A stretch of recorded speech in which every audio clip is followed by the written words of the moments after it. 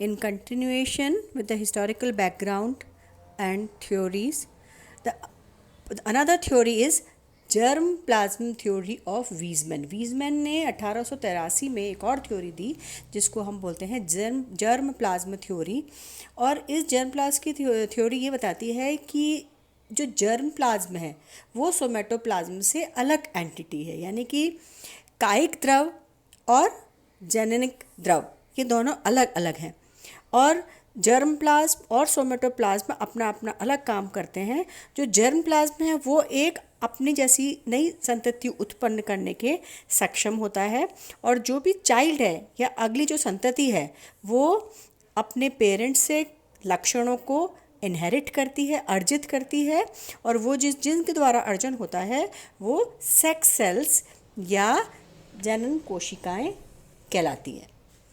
और किसी और शरीर के भाग से या कायिक कोशिका से गुणों का आगे ट्रांसफ़र या स्थानांतरण नहीं होता है।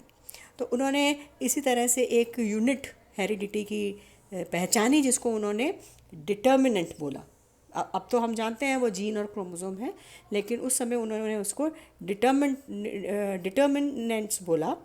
और उन्होंने बताया कि ये जो डिटर्मिनेंट्स होते हैं वो भ्रूण के विकास के समय, जब भ्रूण की कोशिकाएं डिफरेंशिएट होती हैं, विभेदित होती हैं, तो विभेदीकरण के टाइम पर ही वो अपना कार्य निर्धारित करती हैं, हेरिडिटरी डिटर्मिनेंट्स। तो ये वीजमैन की थ्योरी थी जो कि बहुत बड़ा लैंडमार्क एम्ब्रियोलॉजी में होती थी। दूसरी थ्योरी रॉक्स ने दी थी जिसको हम बोलते हैं मोज़ैक थ्योरी। मोज़ैक जो है वो एक तरह से एक के पास एक, जब हम टाइल्स को व्यवस्थित करते हैं तो वो मोज़ैक रूपांतरण कहलाती है। उन्होंने फ्रॉग के अंडे में, मेंढक के अंडे में उन्होंने डेवलपमेंट की एक्सपेरिमेंट किए, और इन्होंने देखा कि कुछ पार्ट जो होते हैं वो स्पेसिफिक हो जाते हैं बॉडी के। जैसे जो उसका एनिमल पोल होता है, जो उसका जंतु भाग होता है वो उसका अग्र साइड बनाता है, और उसका जो वेजिटल पोल होता है वो उसका पोस्टीरियर पार्ट बनाता है। और जब विदलन होता है या क्लीवेज होता है उस समय पर ये अलग अलग ब्लास्टोमियर्स डेवलप हो जाते हैं, छोटी छोटी कोशिकाएं ब्लास्टोमियर्स की डेवलप हो जाती हैं और एक विशेष प्रकार का पैटर्न बना लेती हैं, व्यवस्था बना लेती हैं, जिसको हम बोलते हैं मोज़ैक ऑफ ब्लास्टोमियर।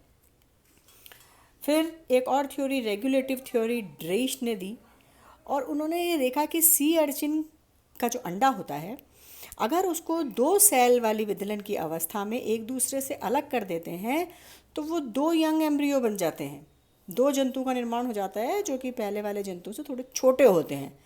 लेकिन ऐसा उन्होंने देखा कि विदलन की प्रारंभिक अवस्थाओं में ही होता है, यानी कि विदलन की प्रारंभिक अवस्थाओं के अंदर जो कोशिकाएं होती हैं वो पूर्ण सक्षम होती हैं, बराबर रूप से सक्षम होती हैं। और अगर उनको 2 सेल अवस्था में ही अलग कर दिया जाए तो हर एक कोशिका जो है वो एक अलग जीव का निर्धारण, अलग जीव की उत्पत्ति कर सकती हैं। ये थ्योरी जो है इसको भी हमने बाद में मान्यता दी। उसके बाद में जो थ्योरी थी वो थी ग्रेडियंट थ्योरी ऑफ चाइल्ड, जिन्होंने बताया कि एक मेटाबॉलिक एक्सियल ग्रेडियंट थ्योरी दी, और उसको भी देखा कि ये जो मॉर्फोजेनेसिस होता है, जो अंगी भवन होता है या विभेदीकरण होता है, ये सब जो है वो कंट्रोल्ड प्रोसेस होते हैं, और एक अक्षीय ध्रुवण पर ही इनका कार्य होता है। ये सी अर्चिन, इसको भी सी अर्चिन के अंडे पर स्टडी किया गया था। फिर ऑर्गेनाइजर थ्योरी और स्पीमैन 1901 से 1912 के बीच में जो थ्योरी दी गई, और उसी थ्योरी के बाद में हमें इंडक्शन प्रेरण और इंडक्टर प्रेरक और ऑर्गेनाइजर्स के बारे में जानकारी मिली। तो थोड़ी सी ब्रीफ हिस्ट्री है जिसको कि हम डेवलपमेंटल बायोलॉजी के अंदर पढ़ते हैं। वो स्टार्ट करने से पहले ये थ्योरीज को हम जानते हैं। Now branches of embryology, embryology की कौन कौन सी शाखाएं हैं। एम्ब्रियोलॉजी की शाखाओं का अध्ययन करने के लिए हम देखते हैं कि पहली शाखा है वो है क्लासिकल और डिस्क्रिप्टिव एम्ब्रियोलॉजी, जो कि हमको विस्तार से भ्रूणिकी के बारे में बताती हैं। ये जो है वो साधारण रूप से हमारे ऑब्जर्वेशन, जो भी हम प्रेक्षण करते हैं, प्रयोग करते हैं, और उनके बाद में जो भी हम प्रेक्षण कर रहे हैं, देख रहे हैं, उसके आधार पर एम्ब्रियोलॉजी होती है, जिसमें कि जो भी प्रारंभिक अवस्थाएं होती हैं विकास की, डेवलपमेंट की, जो भी प्रारंभिक अवस्थाएं होती हैं अलग अलग भ्रूणों में, उनको इस शाखा के अंदर अध्ययन उनका किया जाता है। दूसरा है एक्सपेरिमेंटल एम्ब्रियोलॉजी। एक्सपेरिमेंटल एम्ब्रियोलॉजी जो है वो सारे एक्सपेरिमेंटेशन के ऊपर बेस्ड होती हैं, जो भी हम प्रयोग करते हैं उनके ऊपर बेस्ड होती हैं, और जो भी प्रिंसिपल इन्वॉल्व होते हैं उनके अंदर, जो भी विकास के या भ्रूणिकी के जो भी प्रिंसिपल्स या सिद्धांत हैं, जिनमें विदलन, मॉर्फोजेनेटिक मूवमेंट ऑफ सेल्स, विभेदीकरण, प्रेरण और फेट मैप इत्यादि का अध्ययन किया जाता है, और एक्सपेरिमेंटल एम्ब्रियोलॉजी कहलाती है ये। Then comparative embryology. कंपेरेटिव यानी तुलनात्मक भ्रूणिकी। इस तुलनात्मक भ्रूणिकी के अंदर हम एक ही ग्रुप के, एक ही प्रजाति के विभिन्न अंडों के विकास की प्रावस्थाएं देखते हैं, या फिर भिन्न भिन्न जीवों के अंडों के विकास की प्रावस्थाएं देखते हैं, जिससे कि हमें एक आइडिया लगता है, और हम एक जनरलाइज्ड, एक सार्वभौमिक, सब लोग तरफ मानने योग हम कुछ प्रोसेस जो हैं उनको फॉर्म्युलेट कर सकते हैं कि भाई इस तरह से जो है वो भ्रूण का विकास होता है। वो हम कंपैरिजन करके एक जनरलाइज्ड आइडिया बनाते हैं।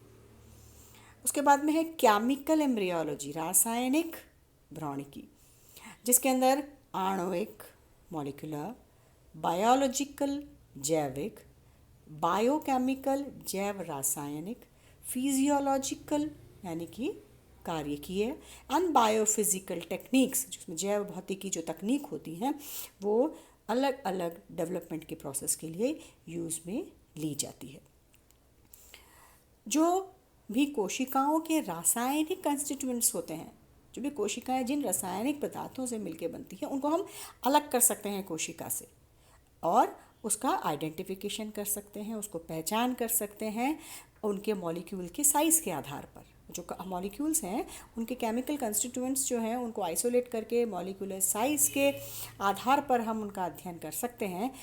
वो जो तकनीक होती है वो कहलाती है पर्यानिस्यंदन या अल्ट्रा फिल्ट्रेशन। अल्ट्रा फिल्ट्रेशन के द्वारा ये कार्य किया जाता है। उसके बाद में इलेक्ट्रिकल चार्जेस जो हैं उनके कोशिकाओं के, उनके बारे में अध्ययन करते हैं। इलेक्ट्रोफोरेसिस, उनकी डेंसिटी या घनत्व के बारे में क्रोमेटोग्राफी के बारे में के द्वारा, या डेंसिटी ग्रेडियंट सेंट्रीफ्यूगेशन, एक तरह से अपकेंद्रण उनका किया जाता है। डेंसिटी ग्रेडियंट का अपकेंद्रण करके और फिर हम उनकी घनत्व का पता लगा सकते हैं।